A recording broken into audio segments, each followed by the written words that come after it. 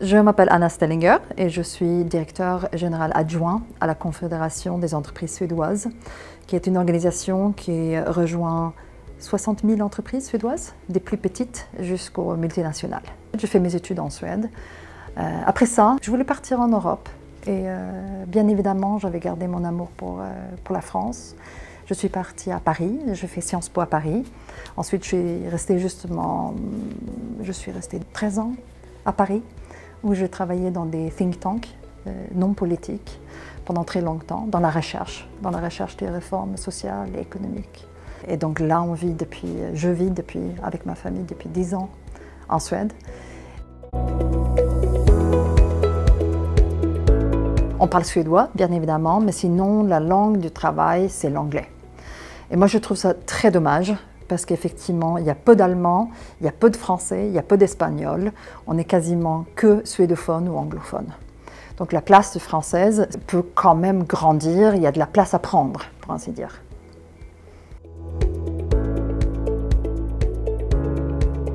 Oui, sans aucune hésitation. Bien évidemment, vous partez de la Suède, qui est un petit pays, 10 millions d'habitants, un pays qui est extrêmement, on est extrêmement dépendant de ce qui se passe à l'étranger, au-delà de nos frontières.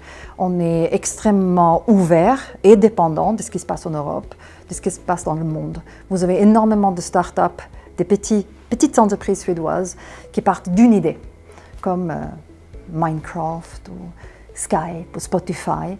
Et en fait, c'est des idées chez une personne, mais qui vont très vite acquérir ou gagner le monde.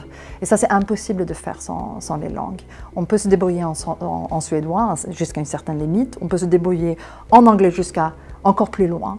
Mais je pense que si on veut vraiment réussir et être réellement multinational et réellement acquérir le monde, il faut maîtriser encore une ou deux langues.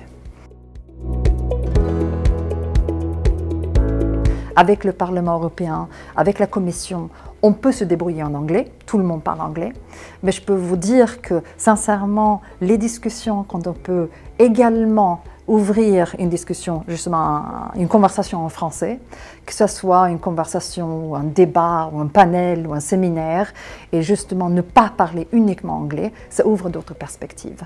Et là, il faut être honnête, franc, c'est souvent en français que ça se passe.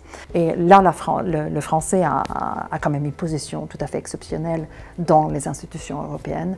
Ça fait toute la différence.